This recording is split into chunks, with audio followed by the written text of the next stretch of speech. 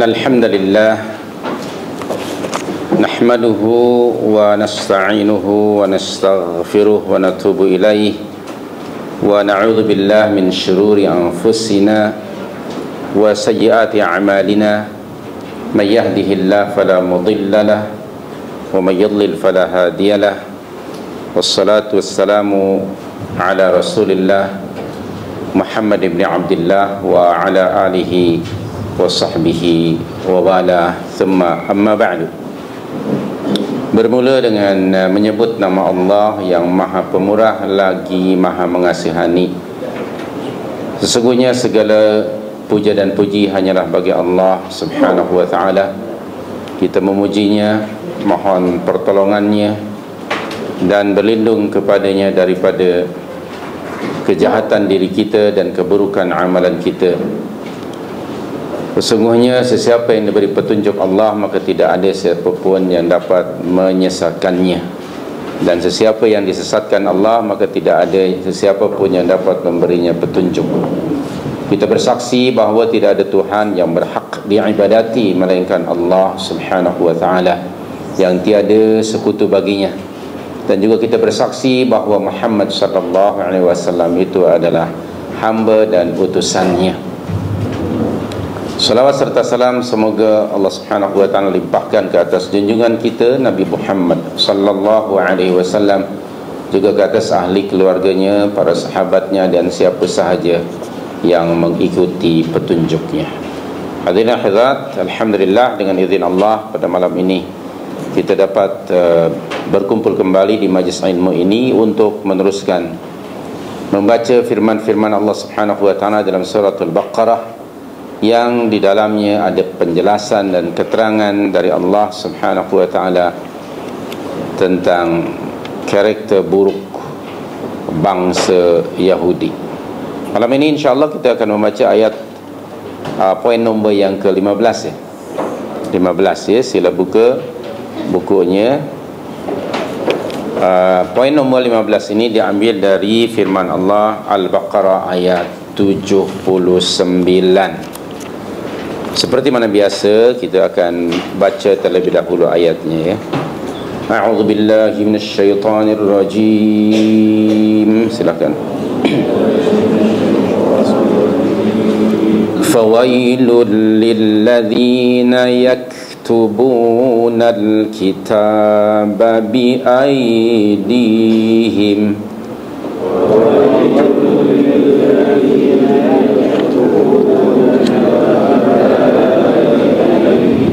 ثم يقولون هذا من عند الله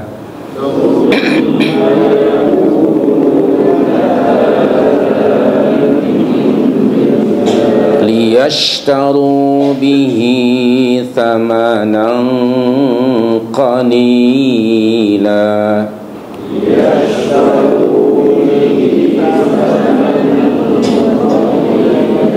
فويل لهم مما كتبت أيديهم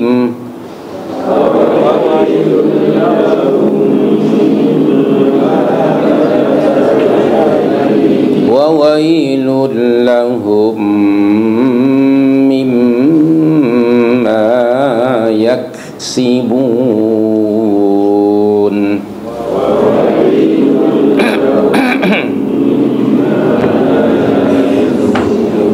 Baik, terjemahan makna ayat. Fawailun, maka kecelakaan yang besarlah, lilladzina yaktubuna alkitaba biaydihim, bagi orang-orang yang menulis Alkitab dengan tangan mereka sendiri. Thumma, lalu, yaqulun, mereka mengatakan kepada orang ramai, hadza min indillah, ini dari Allah. Liyashtaru bihi thamanan qalila, dengan maksud bagi memperoleh keuntungan yang sedikit dengan perbuatannya itu. Fawailul lahum mimma katabat aydihim, maka kecelakaan besarlah bagi mereka akibat dari apa yang ditulis oleh tangan mereka sendiri. Wa wailul lahum mimma yaksibun, dan kecelakaan besarlah bagi mereka akibat dari apa yang mereka kerjakan. Baik, hadirin hadirat, melalui ayat yang mulia ini Allah Subhanahu wa taala menjelaskan kepada kita tentang sifat-sifat buruk orang-orang Yahudi, terutamanya para ulama'nya. Ayat yang mulia ini ada hubung kait dengan ayat sebelumnya. Satu saja ingin saya hubung kaitkannya dengan ayat 78. Pada masa itu keadaan kebanyakan majoriti orang-orang Yahudi adalah ummiyun. Ummiyun, mereka buta huruf. Akibat dari keummiyan itu, la ya'lamuna al-kitab, mereka tidak mengetahui isi kandungan kitab Taurat kerana tidak membaca, tidak tahu membaca, tidak tahu menulis. Lalu bagaimana mereka beragama? Mereka beragama mengikuti amani, illa amaniyah. Mereka beragama mengikut apa? Angan-angan, dongengan-dongengan kosong yang disampaikan oleh para ulama mereka, ataupun mengikut imajinasi mereka masing-masing. Dan yang kedua, wa inhum illa yadhunnun, mereka beragama hanya menduga-duga tanpa ilmu yang benar.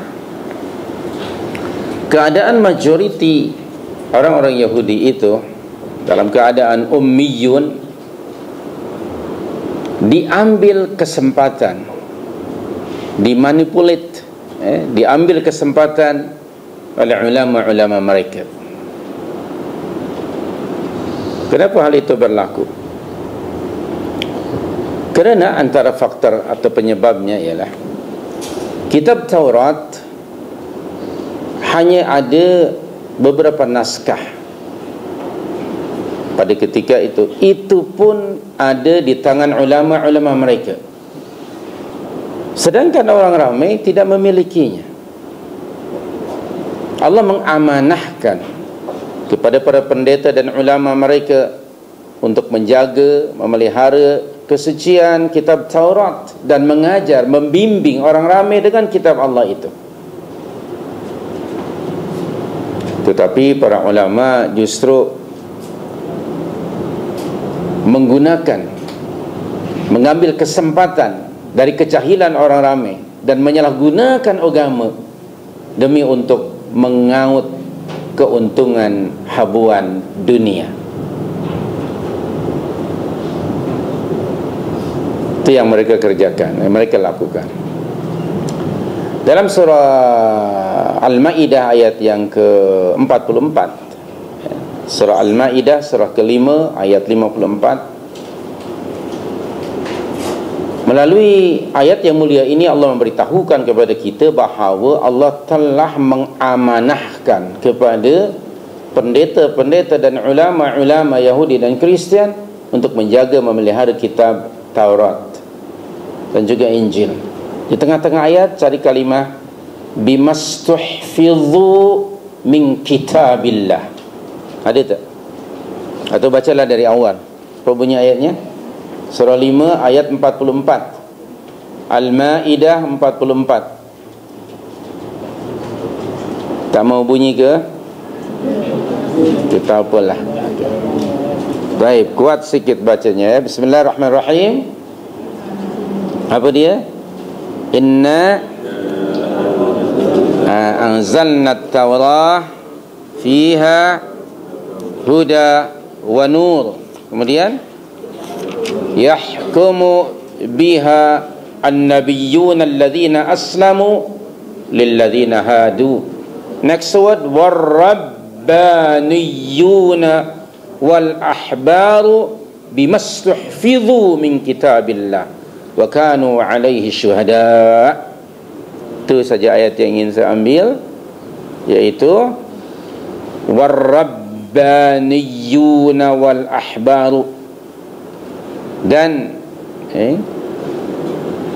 dengan kitab Taurat itu para anbiya, para rasul di kalangan mereka telah membimbing, mengajar orang-orang Yahudi dengan kitab Taurat. Demikian juga orang-orang alim dan pendeta-pendeta mereka, disebabkan mereka, yakni pendeta-pendeta itu, orang-orang alim itu diperintahkan Allah bagi memelihara kitab Allah, yakni kitab At-Taurah itu. Jadi Allah mengamanahkan penjagaan, menjaga kesucian kitab Taurat kepada siapa? Para ulama mereka. Ini mengisyaratkan bahawa kitab Taurat hanya ada pada tangan ulama mereka saja. Berbeza dengan Al-Quran. Alhamdulillah, Al-Quran tidak hanya ada pada ulama, pada ammatun nas, orang ramai. Kita pun juga memiliki Al-Quran. Baik. Itu salah satu perbezaan Taurat dengan Al-Quran. Kalau tadi di dalam surat Al-Baqarah ayat yang ke-78 bahawa keadaan majoriti orang-orang Yahudi pada masa itu ummiyun terhadap kitab, tidak tahu membaca dan menulis kitab Taurat. Sebahagian besar umat Islam hari ini pun ummiyun. Apa bentuknya? Tahu baca tetapi tak faham. Siapa dia? Ailah. Saya lah, bukan orang lain.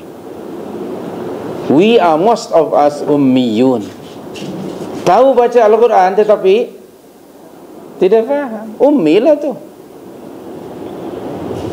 Jadi ummiyun itu bukan hanya orang yang tidak tahu membaca dan tidak tahu menulis. Tahu membaca Al-Quran tapi tidak faham adalah ummiyun. Kita dapati majoriti kan? Minority ke majority? Majority.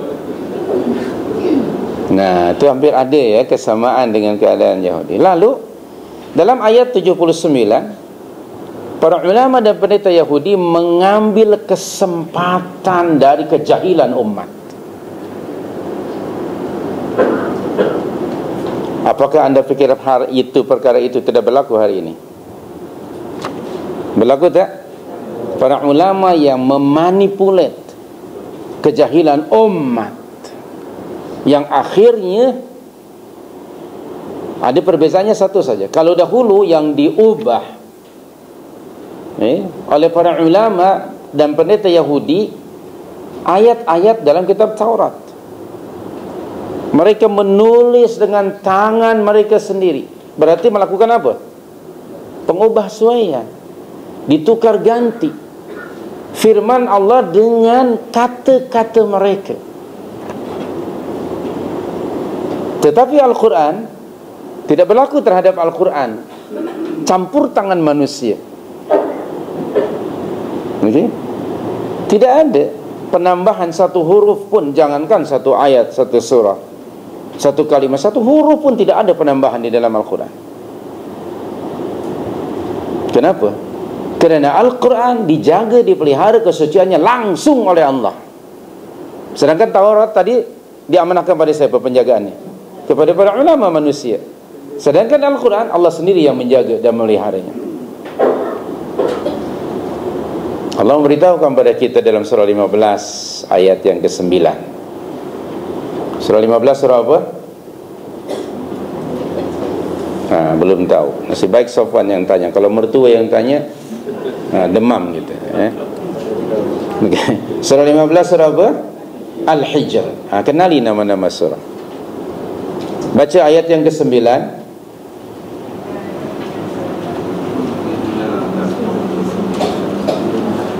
Ayo, itu ayatnya. Bismillahirrahmanirrahim.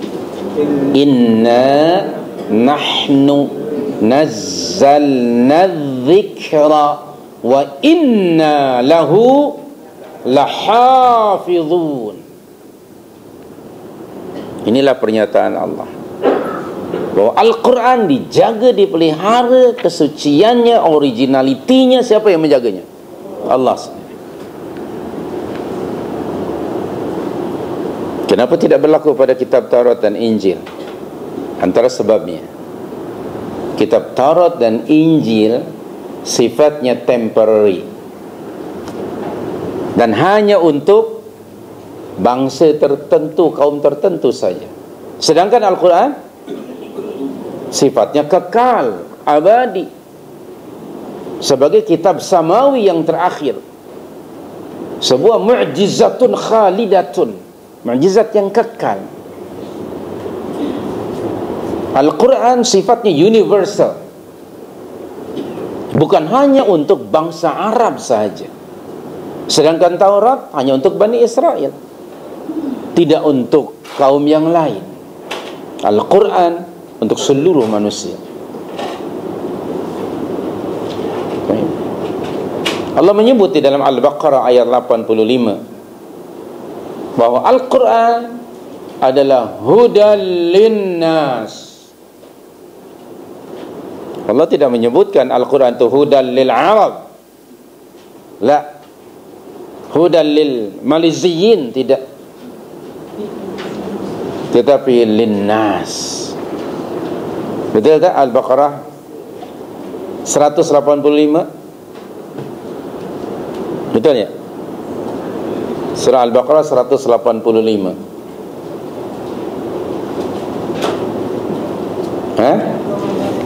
Baik. Syahrul Ramadan alladzi unzila fihi al-Quran hudan linnas. Hudan linnas. Berarti Al-Quran ini bersifat apa? Universal. Kerana Al-Quran bersifat universal, maka kerasulan Muhammad sallallahu alaihi wasallam juga universal. Kalau Musa alaihissalam diutus oleh Allah hanya untuk Bani Israel, demikian juga Isa alaihissalam. Muhammad sallallahu alaihi wasallam mursalun, diutus untuk seluruh manusia. Tidakkah anda pernah terbaca surah 34 ayat yang ke-28? Tak ada jawaban. Tak, pernah baca, tapi ummi tadi kan. Tak apalah. Baik, kita tengok. Sila perhatikan surah Saba. Surah 34 tu namanya surah Saba. Jangan ingat Saba yang di Cyberjaya aja. Okey. Okay. Itu Saba mandi ya. Cabing mandi. Baik. Ayat yang ke-28 apa bunyi ayatnya? Bismillahirrahmanirrahim. Wa ma arsalnaka illa kaffatan linnas basyira wa nadhira walakinna aktsaran nasi la ya'lamun. Ini dalil yang menunjukkan bahawa kerasulan Muhammad sallallahu alaihi wasallam itu bersifat universal. Oleh itu jangan disempitkan ya, Al-Quran itu minta maaf hanya untuk kita orang Melayu saja. Ada bangsa lain di negara kita, Al-Quran for all mankind. Kenapa hanya ada di tangan kita saja? Kenapa kita tidak sebarkan pada orang lain? Tengok ya bagaimana apa yang kita lakukan selama ini. Astaghfirullahaladzim. Okay. Kita pegang sendiri Al-Quran. Kalau dibaca tak apalah. Okay. Kalau dipahami tak apa. Kenapa tidak diajak member kawan-kawan, jiran, staff di office yang non-Muslim, please invite them into Al-Quran, into oneness of Allah subhanahu wa ta'ala. Karena Allah menyatakan kafatan linnas, hudan linnas, Al-Quran. Jadi sekali lagi kita kembali, ternyata keadaan majoriti orang Yahudi dan melihat keadaan majoriti Muslim di zaman saya, di zaman kita, nyaris hampir sama dalam konteks umminya. Bezanya mereka dahulu tak pegang kitab tu, kita sekarang pegang, ada kitab tu, Al-Quran tu ada. Okay? Masa nikah dulu 9 dulang kan, atau 11 dulang, salah satu dulangnya apa? Mesti Al-Quran. Di mana sekarang Quran tu? Jangan-jangan lupa di mana disimpan. Akhirnya tak dibaca sekian puluh tahun, lama-lama akhirnya suci dalam debu. Allahu Akbar. Itulah diri kita, nyaris sama dengan orang Yahudi.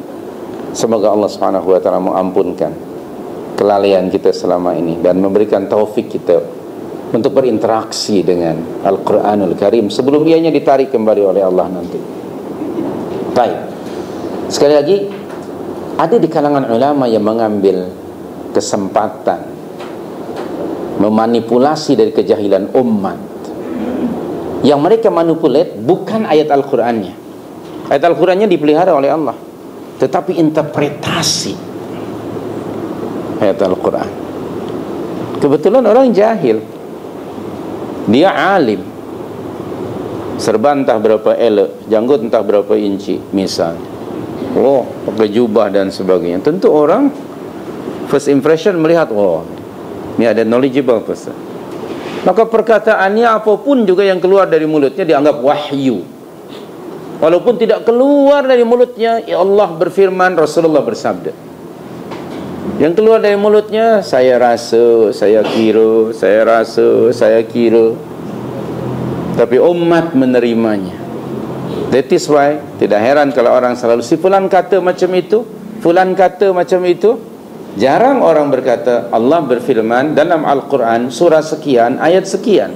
Rasulullah bersabda dalam hadisnya, an fulan, an fulan, an fulan, qala ... rawahu fulan dalam kitab fulan. Jarang kita dengar kan? Sangat jarang.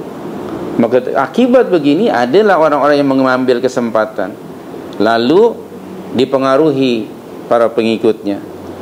Akhirnya jadilah satu kelompok yang sangat fanatik dan ta'assub. Ta'assubnya bukan kepada the truth, bukan pada kebenaran yang datang dari Allah, tapi kepada siapa? Kepada tok gurunya.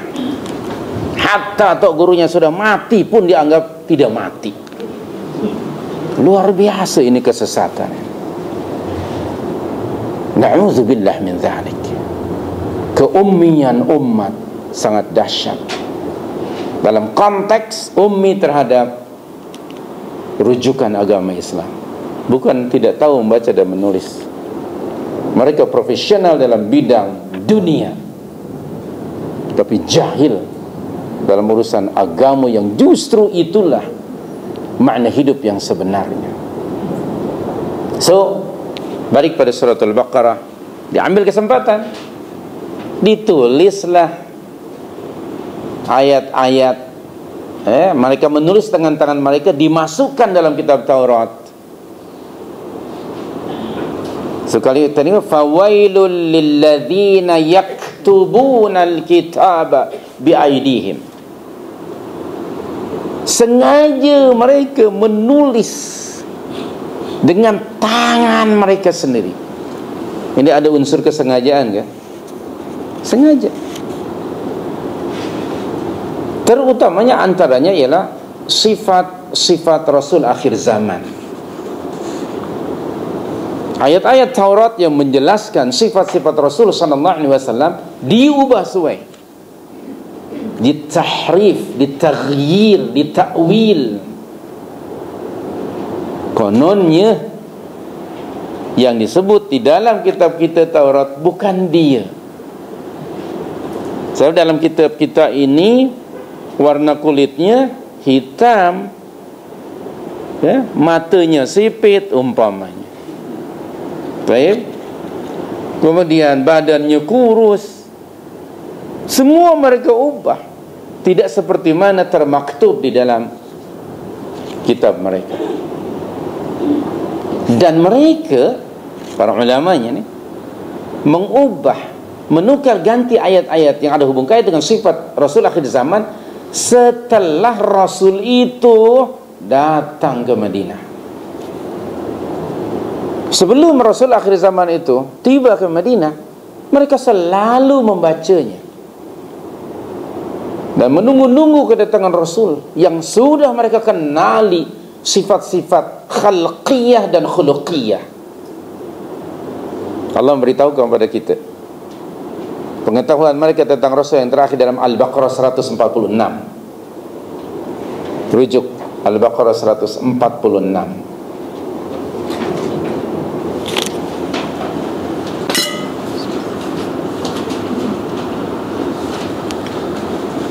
Sila baca.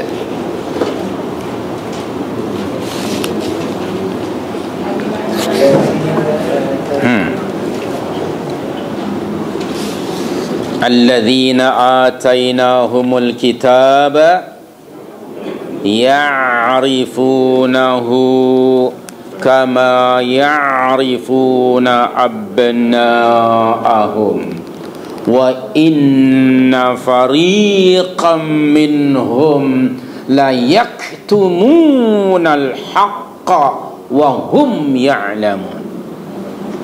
Ini yang Allah masukkan tadi, yang mereka menulis dengan tangan mereka itu, wa inna fariqam minhum, dan sesungguhnya sebagian di antara mereka, yakni maksudnya ulama-ulama Yahudi, la yaktumunal haqqa, mereka menyembunyikan kebenaran yang sudah mereka ketahui. Apa dia?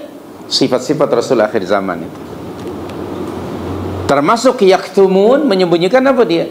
Mengubah, menukar ganti ayat-ayat Taurat dengan ucapan mereka sendiri, yang mereka tulis dengan tangan mereka sendiri. Tentu para ulama bukan orang ramai. Orang ramai tidak tahu apa-apa kan, karena mereka ummiyun. Para ulamanya di sini memanipulasi untuk kepentingan diri mereka sendiri.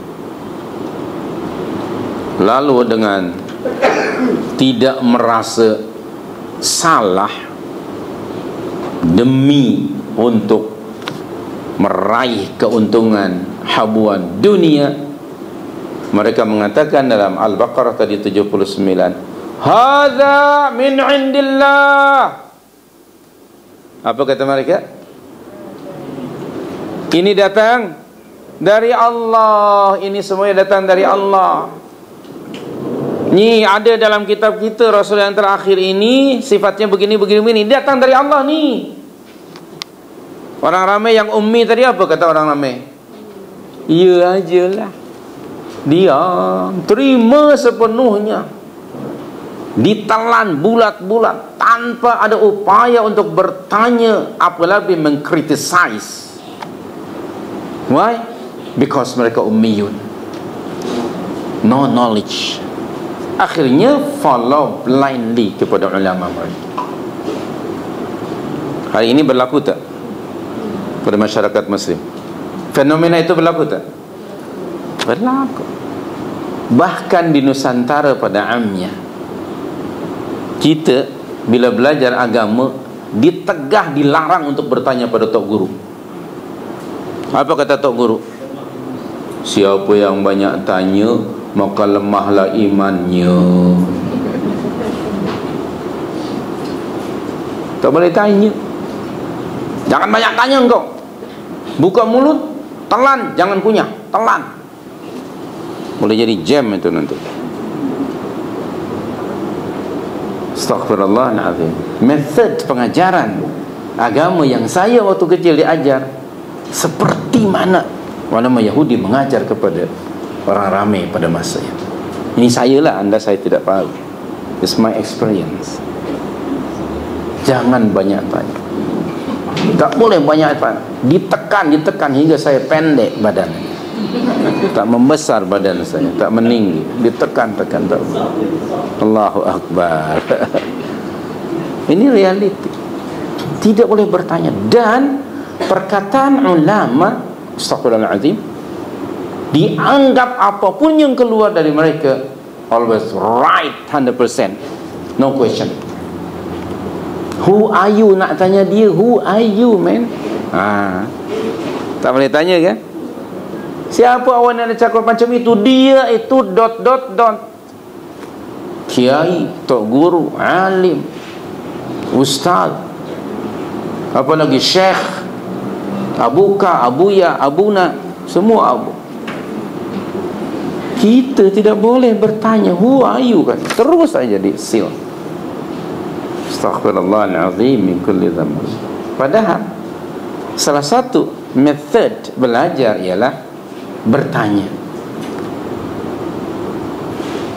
Allah sendiri memerintahkan kepada kita di dalam surah 16:43, fas'alu ahla dzikri in kuntum la ta'lamun. Surah 16:43. Lagi satu surah 21 ayat, cari sendiri. Okay, saya bagi satu lah, dah cukup. Surah 16:43. Surah An-Nahl 43.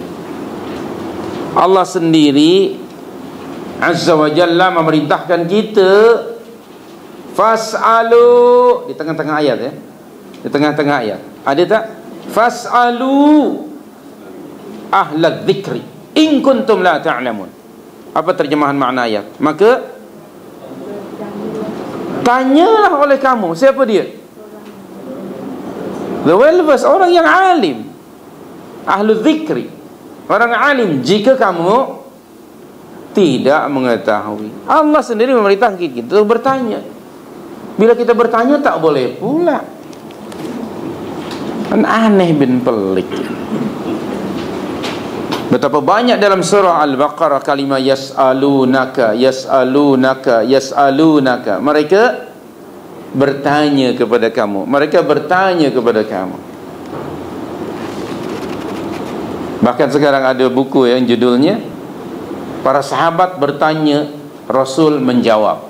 Rasulullah bertanya, para sahabat menjawab. Sudah beli buku itu? Tanya pada saudara Ahmad Syukri itu. Ada buku itu ya, akhi ya? InsyaAllah mungkin ada. Sudah diterjemahkan buku itu. Para sahabat bertanya, Rasul menjawab. Rasulullah bertanya, para sahabat menjawab. Jadi ada konsep apa? Two-way communication. Method pengajaran ialah ada question and answer. Kita tidak boleh. Baik, kita balik lagi. Jadi sikap majoriti yang orang Yahudi yang ummi itu, bila kata para ulamanya hadza min indillah, mereka terima ajalah. Yang cakap tu orang ulama, takkanlah ulama nak kelentong, kata mereka. Hadza min indillah.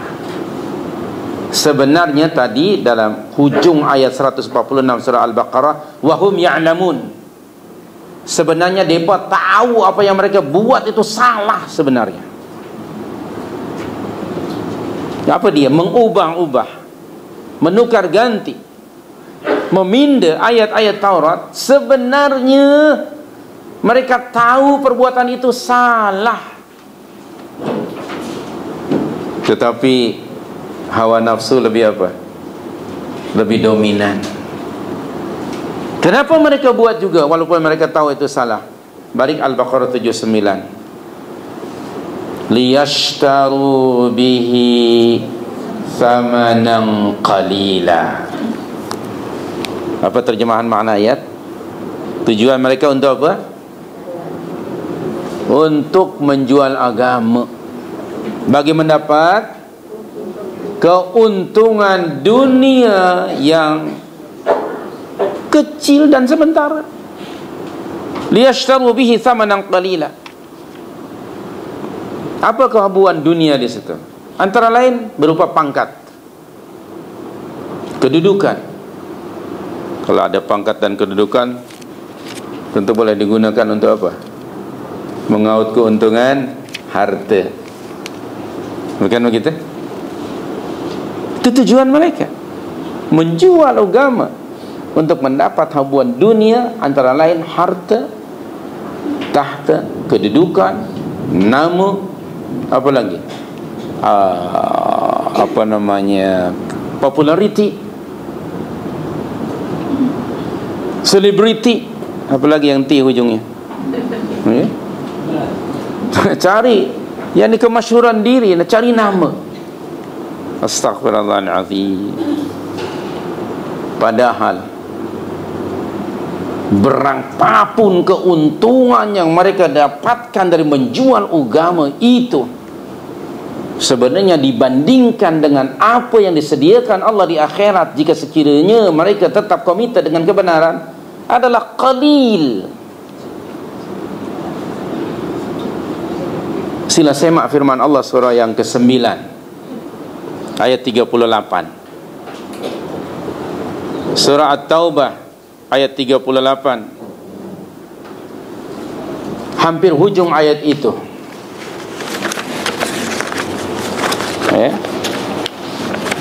Atau kita baca di tengah-tengahnya. Bismillahirrahmanirrahim. Ada tak kalimah araditum? Baca ayat. Araditum bil hayatid dunya minal akhirah, fama mata'ul hayatid dunya fil akhirati illa qalil. Apa terjemahan makna ayat? Maka apa? Araditum bil hayatid dunya, apakah kamu puas, senang hati dengan kehidupan di dunia ini sebagai ganti kehidupan di akhirat?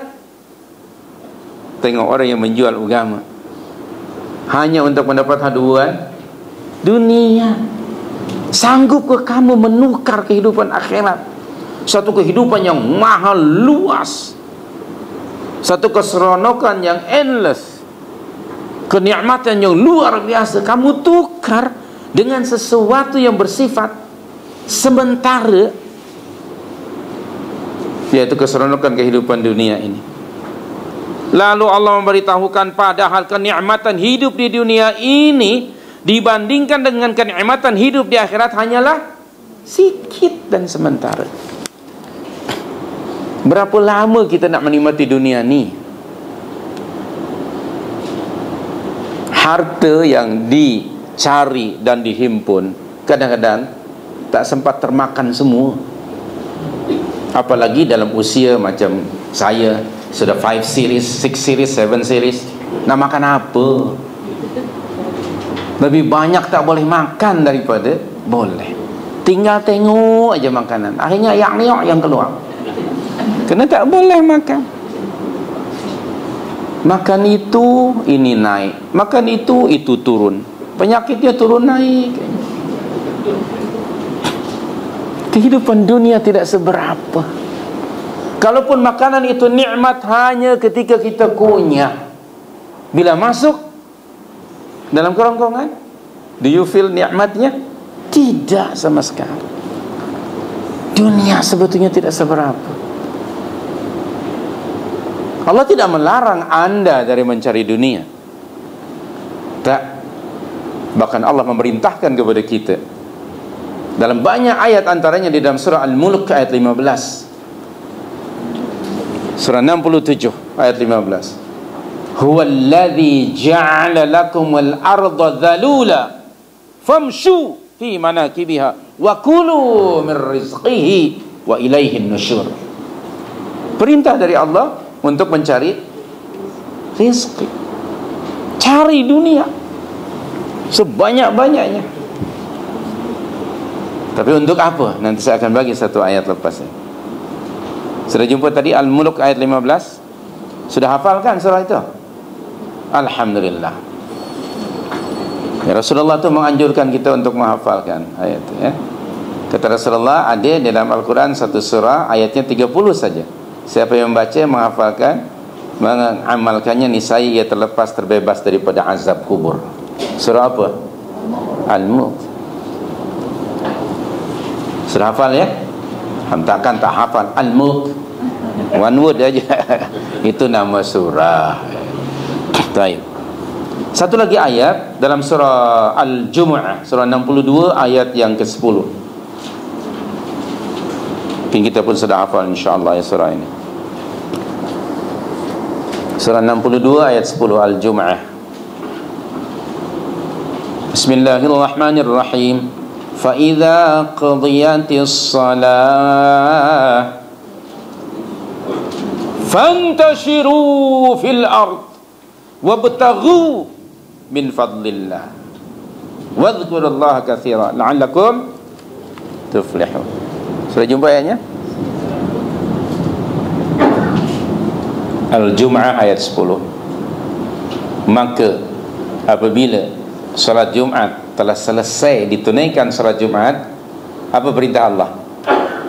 Bertebaranlah kamu di atas muka bumi dan carilah oleh kamu karunia, the bounty of Allah. Dan semasa kamu mencari rezeki Allah, jangan lupa Allah. Ingat Allah banyak-banyak supaya kamu mendapat apa? Kejayaan, keberuntungan. Jadi dua ayat itu sudah cukup menganjurkan kita untuk mencari dunia. Namun umat Islam mencari dunia bukan untuk dihimpun dan berfoya-foya, okay? Tetapi digunakan sebagai modal untuk membuat pelaburan di akhirat, sebagai alat untuk kebahagiaan, mencapai kebahagiaan yang abadi di akhirat. Ini yang harus menjadi prinsip kita ketika mencari harta. Sila rujuk surah 28 ayat 77, surah Al-Qasas ayat 77.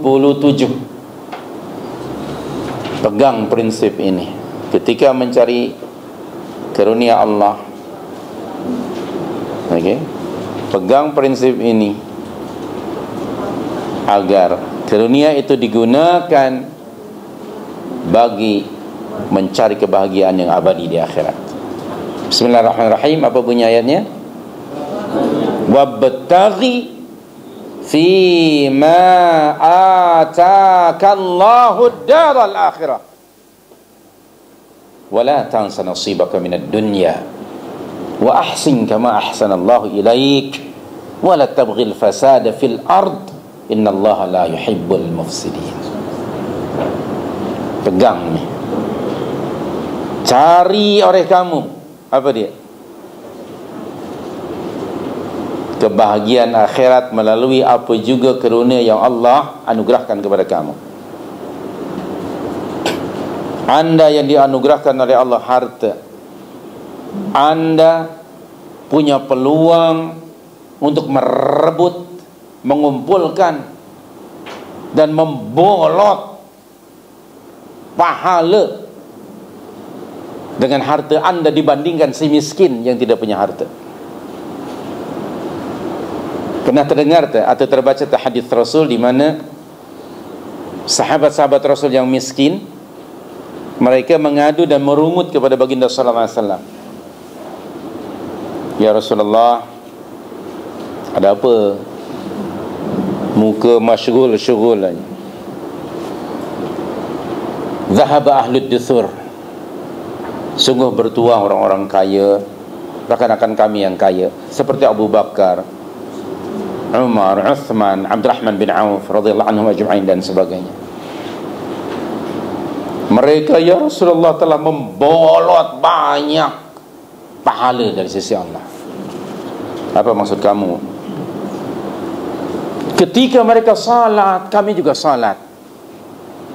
Ketika mereka berpuasa, kami juga berpuasa.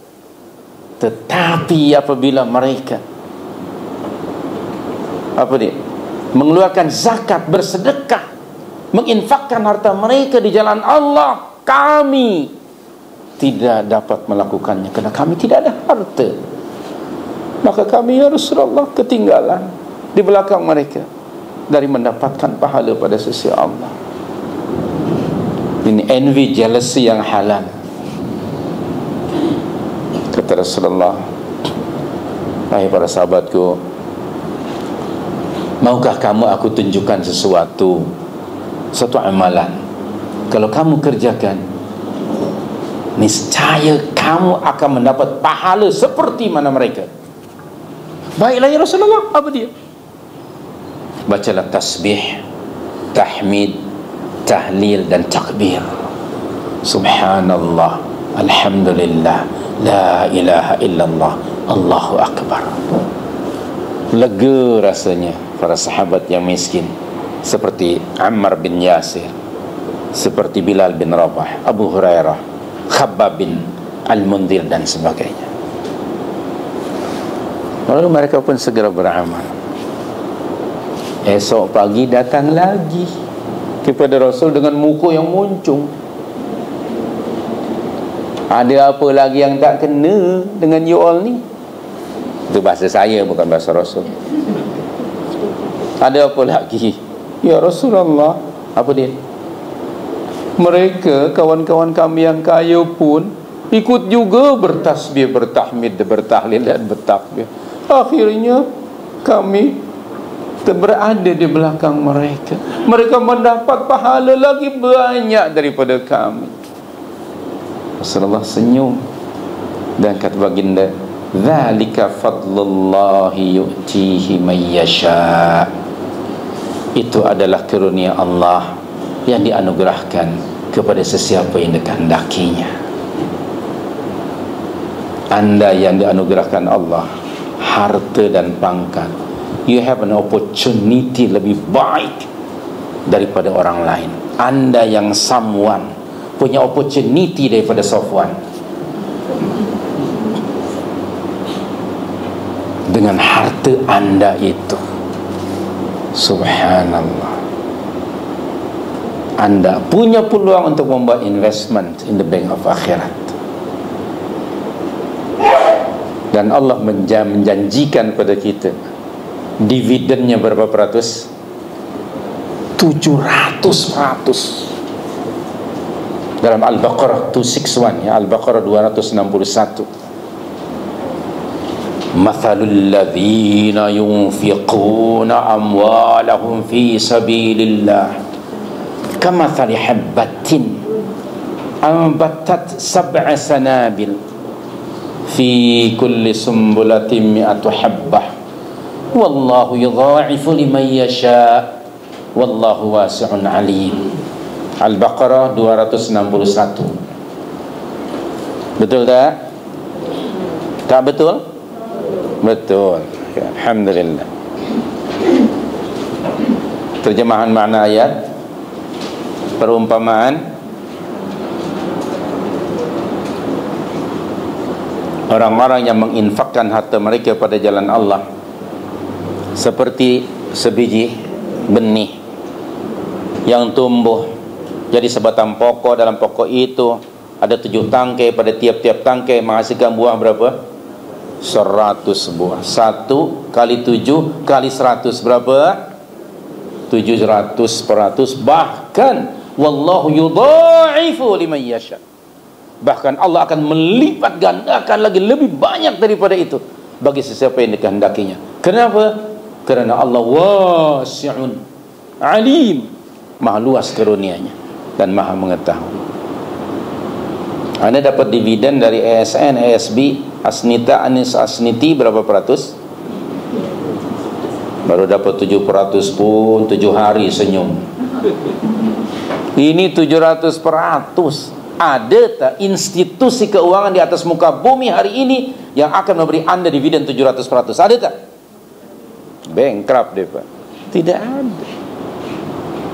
Ayat ini sungguh memberi motivasi kepada saya dan kita semuanya untuk membuat investment in the bank of akhirat. Tidak akan hilang apa yang Anda investkan in the bank of akhirat. Lakukan ketika Anda punya harta. Sebab apabila saya dan kita semuanya meninggal dunia, harta itu milik siapa? Adakah milik saya kalau saya mati?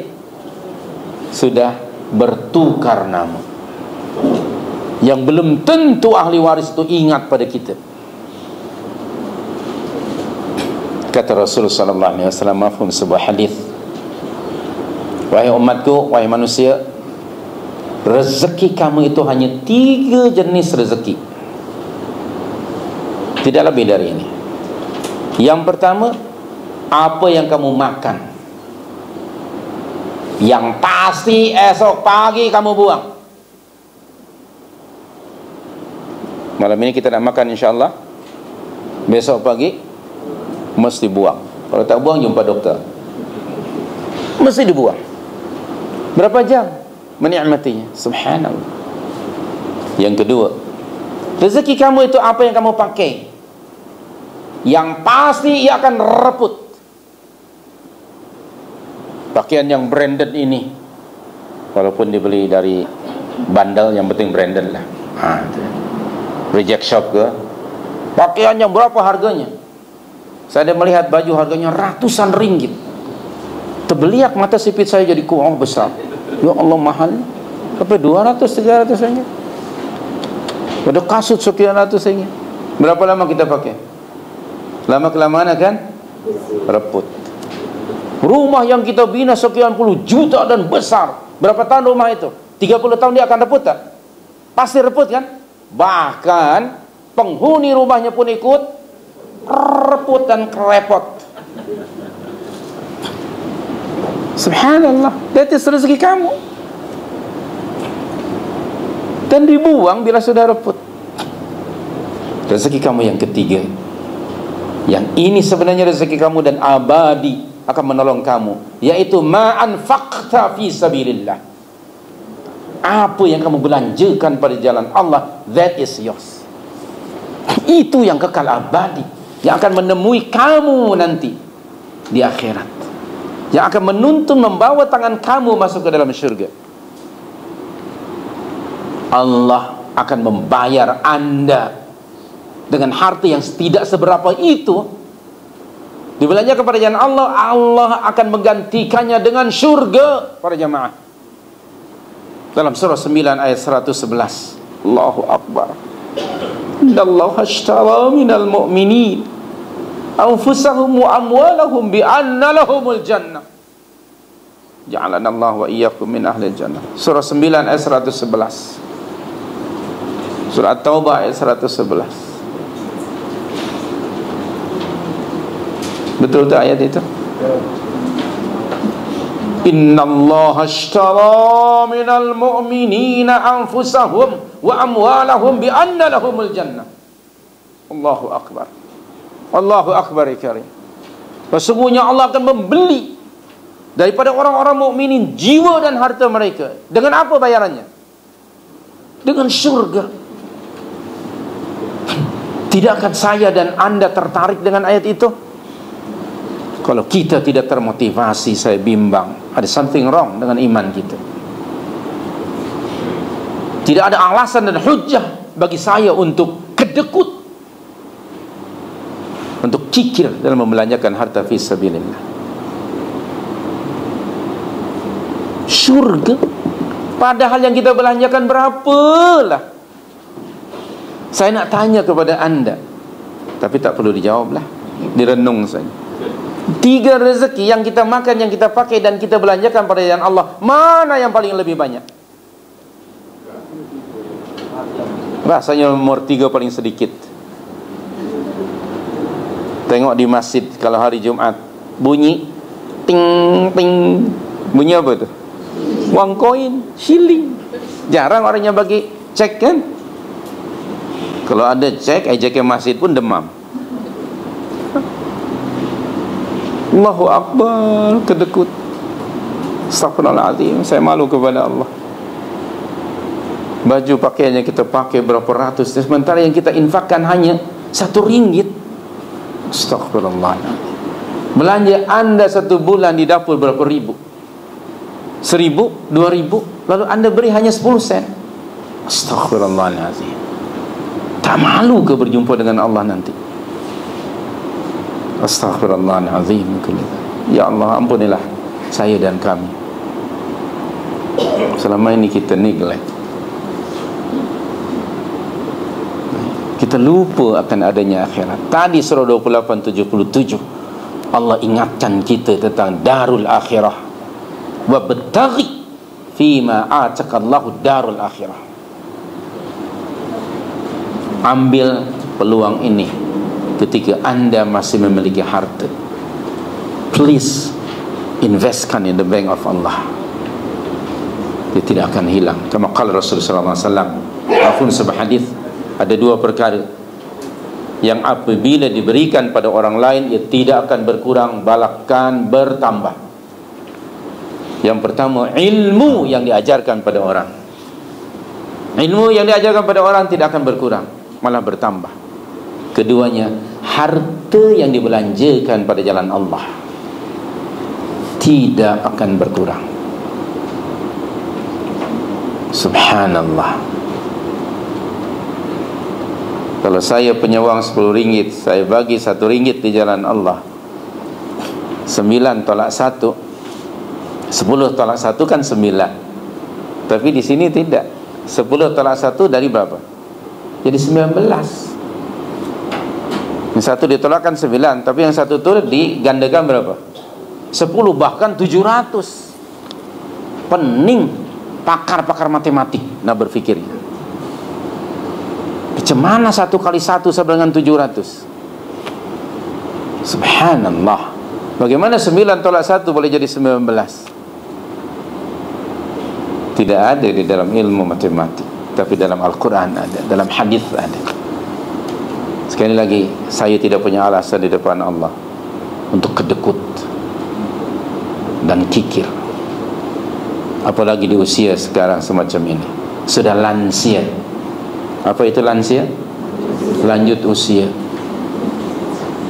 Subhanallah. Sekarang ini jangan-jangan uang lebih banyak dibeli untuk obat dan jumpa dokter di hospital. Saya ingat masa reunion dengan kawan-kawan satu batch 79 di pondok di Jogja beberapa bulan yang lalu. Cerita kami tak ada lain cerita penyakit dan ubat-ubatan. Berapa orang ya yang sudah meninggal rakan-rakan kita? Ada senarainya. Siapa yang tak datang? Ya akhi Safwan, si fulan tak datang. Kenapa dia telefon? Dia kena stroke, brother. Yang lain kenapa? Sakit jantung, brother. Yang lain darah tinggi, yang lain darah rendah, yang lain darah sederhana, macam-macam darah. Cerita kami tukar menukar obat-obatan. Saya kata, ya Allah, kalau sudah 6 series tak ada cerita lain. 5 series ke atas penyakit, 6 series ke atas hospital. Hospital mana ya, dokter mana? After 6 series, 7 series, menunggu aja. Susah hidup ini. Lalu kita tetap nak mencari harta dan dihimpunkan. Dah tak termakan pun. Nak makan apa, gigi pun sudah pakai Polident dah. Okay. Nak makan kuih kuci pun bimbang, takut tertelan giginya. Subhanallah. Kita bimbang kan. Orang lain mati di medan perang, kita mati di medan selera.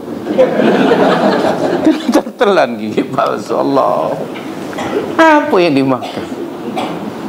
Tapi nafsu nak makan luar biasa. Kemarin masa haji, ya Allah, makanan terlalu mewah sampai saya ingatkan kepada rakan-rakan Saudi, ya akhil karim, this one is too much. Kita datang nak beribadah, kata mereka, kami pun nak beribadah, menjamu tetamu. Subhanallah. Hari-hari kambing mandi, kambing lari, macam-macam. Saya bimbang seminggu kita mengembe nanti. Makanan mewah, 24 hours kita dilayan. Dia kata, Safwan, bukankah Rasulullah mengatakan siapa yang beriman kepada Allah dan hari akhirat, nanya ia menghormati tetamunya. Anda tetamu kami. Yalah, tapi kami sudah banyak penyakit. Dia pun senyum. 1.400 orang dari seluruh dunia, 31 negara. Subhanallah. Sangat mewah ya. Tapi saya mengawal lah ya. Kalau tidak, Masya Allah. Ingat ya, kebanyakan kita sudah banyak bawa obat kan. Kebanyakan kita bawa obat masing-masing. Nah, saya dengan Datuk Dr. Joharimat, saya tanya, berapa jenis obat yang antum bawa? Intas Safwan bawa apa? Masing-masing kita tukar menukar. Lucu itu kadang-kadang. Makanan begitu banyak. Kita makan sedikit, pembaziran. Dan saya ingatkan, this one is too much, fala tubadzir tabdzira ya akhil karim. So kita ingatkanlah, subhanallahil karim, itu pengalaman makan lah ya. Fa'ala kulli hal, kita kembali lagi pada perbincangan kita bahawa orang-orang ulama Yahudi memanipulasi untuk tujuan mendapatkan habuan duniawiyah, padahal urusan dunia apapun juga namanya sementara dan sangat sedikit dibandingkan dengan akhirat. Balik pada ayat 79, wa wailul lahum mimma katabat aydihim wa wailul lahum mimma yaksibun. Anda perhatikan kalimah wailun diulang pada ayat ini berapa kali? 3 kali kan? Yang pertama apa? Fawailul lilladzina yaktubuna alkitaba biaydihim. Itu maknanya apa? Tulisan mereka dengan menulis ya, mengubah kitab Taurat dengan tangan, berarti apa itu? Kerja. Kemudian thumma yaqulun. Yaqulun maknanya apa? Ucapan, qaul. Wa wailul lahum mimma katabat aydihim, dan terakhir wa wailul lahum mimma yaksibun. Yang ketiga, celaka besar bagi apa yang mereka dapatkan dari hasil manipulasi itu. Astaghfirullahaladzim. Jadi ada 3 jenayah yang dilakukan oleh orang Yahudi pada ayat ini. Yang pertama ialah mengubah ayat-ayat Taurat yang ada hubung kait dengan sifat Nabi. Yang kedua, mengada-adakan pendustaan ke atas Allah Subhanahu wa taala ketika mereka mengatakan hadza min indillah. Padahal dari mana? Dari tangan mereka sendiri. Berdusta atas nama Allah. Itu jenayah yang kedua. Dan jenayah yang ketiga, tujuan mereka berbuat demikian ialah untuk mendapat habuan dunia, antara lain rashwah. Dan mereka buat satu bid'ah, yaitu apa? Penebusan dosa. Ada tak? Okey, mereka kan menebus, siapa yang punya dosa boleh ditebus, dan harganya mahal. Tujuannya untuk keuntungan dunia. 3 jenayah yang dilakukan oleh mereka. Okey, yang pertama tadi mengubah sifat-sifat Rasul SAW. Yang kedua, mengada-adakan dusta terhadap Allah Subhanahu wa taala on behalf of Allah, padahal Allah tidak menurunkannya. Dan yang ketiganya, mengambil rashwah, mendapat keuntungan habuan dunia. Nah, hari ini berlaku, walaupun tidaklah exactly ketiga-tiganya ada, tetapi na'udzubillah, itulah perbuatan yang dilakukan oleh orang-orang Yahudi. Ketiga-tiganya ini sama ada tadi berupa qaulun atau fi'lun, perbuatan, ataupun yakni apa, kesengajaan mereka melakukan perkara itu. Maka 3 kalimah wailun. Dan wailun secara literally bermakna kecelakaan besar, kehancuran, kemusnahan, kerugian yang amat sangat dahsyat. Dan bahkan kalimah wail pada ayat yang lain, ia adalah merupakan satu apa? Lembah di neraka yang namanya wail.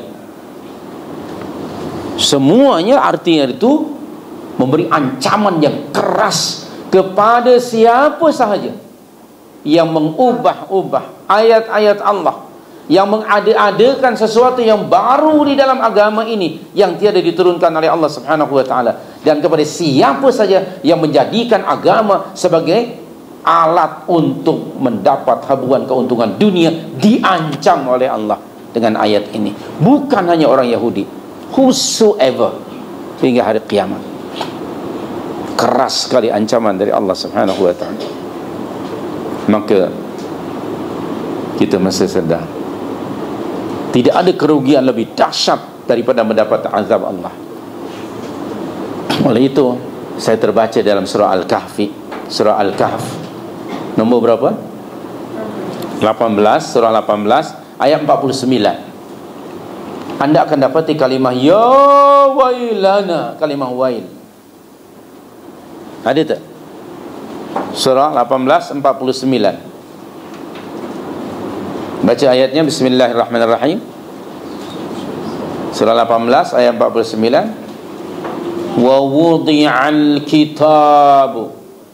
Kemudian fataral mujrimina mushfiqina mimma fihi. Kemudian wa yaqulu ma li hadzal kitab la yughadiru saghiratan wala kabiratan illa ahsaha wa wajadu ma amilu hadira wala yazlimu rabbuka. Ya wailana, kata mereka, mali hadzal kitab. Ada kalimat ya wailana tak? Apa maknanya? Aduhai, celakalah kami. Maksudnya di situ ialah kerugian. Yang dimaksud kitab apa di situ? Catatan amalan tiap-tiap orang. Semoga kita tidak termasuk golongan yang Allah sebut pada ayat itu. Amin. Bila dibentangkan catatan amalan mereka, al-mujrimun, sinners, para penjenayah pembuat dosa waktu di dunia, mereka terbeliak dan mengatakan ya wailana. Maknanya apa? Aduhai, celaka, kerugian yang amat sangat dahsyat. Orang Arab ni kalau mengatakan ya wail itu memang imma tukas ataupun penyesalan yang amat sangat dahsyat yang tidak ada peluang baginya untuk menembus kerugian itu. Itu kalimat wail. Dalam apa-apa bahasa ada kalimat zauq. Zauq itu maknanya feeling. Orang Arab kalau baca kalimat ini dengan zauqnya akan kena ya wailana, boleh jadi menangis. Tapi kita ni bukan orang Arab kan, bantai ajalah.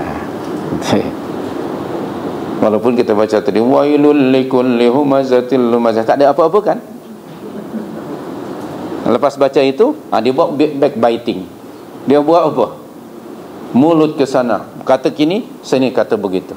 Padahal tadi baru baca wailul likulli humazatil lumazah. Itulah kita. Tak ada kesan ayat itu. Okey. Apalagi kita membacanya dengan tarannum lagi. Wailul linkul. Tak ada apa-apa. Tapi kalau anda, if you can feel zauq Arabi, feeling bahasanya, you can feel it and you feel tremor in your heart. Kerana itu is a curse, dan wail juga nama neraka. Na'udzubillah min dzalik. Astaghfirullahaladzim. So ini ancaman kepada mereka. Bukan hanya ulama-ulama Yahudi, tapi siapa sahaja yang berbuat demikian itu diancam oleh Allah dengan ancaman yang maha dahsyat ini. Mereka melakukan dengan perkataan, dengan perbuatan, dan reaksi sekali. Perbuatan menulis, perkataan hadza min indillah. Reaksinya apa? Nak dapat ini, maka Allah menegur, astagfirullahaladzim, astagfirullahaladzim, orang-orang mukminin di dalam surah 61 ayat 2 dan 3. Ya Allah, ampunilah kami. Surah 61 ayat 2 dan 3. Astagfirullahaladzim. Bismillahirrahmanirrahim. Ya ayyuhalladzina amanu lima taquluna ma la taf'alun kabura maqtan 'inda Allahi an taqulu ma la apa? Taf'alun. Di situ ada 3 perkataan, ucapan, dan reaksi. Amaran keras dari Allah, wahai orang-orang yang beriman, kenapa kamu mengatakan apa yang kamu tak buat? Sungguh apa? Besarlah kemurkaan Allah kerana kamu cakap tak serupa bikin. Astagfirullah. Semoga Allah mengampunkan kita. Jadi 3 komponen: perbuatan, perkataan, dan reaksi pada kedua ayat itu ada. Jadi orang ulama Yahudi tadi, mereka menulis dengan tangan mereka, lalu mereka mengatakan hadza min indillah, dan ketiga, tujuannya untuk mendapat habuan dunia. Maka fawailul lahum mimma yaksibun. Terakhir, yang boleh saya simpulkan, harta yang didapati dari hasil penipuan, curang, rasuah, maksiat, menjual agama, tidak akan diberkati Allah. Tidak ada kebaikannya sama sekali. Bahkan harta itu nanti akan mendakwa orang tersebut. Ingat hadis Nabi sallallahu alaihi wasallam, mafhumnya nanti di akhirat, sebelum seseorang melangkah kakinya ke dalam syurga atau neraka, masing-masing akan ditanya Allah 4 pertanyaan. Yang keempat, pertanyaan yang keempat, tentang hartanya. Apa pertanyaannya? Yang pertama, dari mana punca-punca pendapatan harta kamu? Every single cent akan ditanya oleh Allah. Yang kedua, kemana dan bagaimana kamu membelanjakannya? Abdurrahman bin Auf radhiyallahu anhu. Abdurrahman bin Auf, as-sabiqun al-awwalun, salah satu di antara 10 orang sahabat Nabi yang diberikan confirmation oleh baginda bahwa dia akan masuk syurga. Abdurrahman bin Auf, orang kaya, ahli korporat yang berjaya. Apa kata Rasulullah? Wahai Abdurrahman, kamu akan hanya masuk ke dalam syurga setelah rakan-rakan kamu berada dalam syurga 40 tahun. Mereka sudah enjoy 40 tahun juga baru masuk. Menangis terisak-isak. Ini sudah dapat confirmation nih dari Rasul. Kenapa? Kamu kan banyak harta. Harta kamu kan banyak. Allah akan tanya every single cent of your money. Subhanallah. Setelah itu beliau tumpukkan, himpunkan di antara hartanya depan kedai-kedainya, dan bagi tahu pada orang Madinah, siapa saja di antara anda yang memerlukan uang ringgit, sila ambil. Orang bertanya, kenapa anda berbuat begitu ya akhi? Lebih baik saya gunakan di sini daripada saya nanti akan bertanggung jawab di depan Allah. Nanti buat saya lama masuk ke dalam syurga. Allahu Akbar. Allahu Akbar wa illahillah. Kita ni nak menghimpun saja hingga lupa akhirat. Alhaakumut takatsur hatta zurtumul maqabir. Hingga lupa daratan dan lupa lautan. Menghimpun-himpun harta divert you from remembrance of Allah hingga datang ajal kematian. Wal'iyadzubillah. Hadirin hadirat, jadi kesimpulannya anda boleh baca di dalam kitab kita ini. Perlu saya ingin baca muka surah 43 di bawah itu. Perbuatan tercela semacam ini hanya akan timbul dari jenis manusia seperti berikut.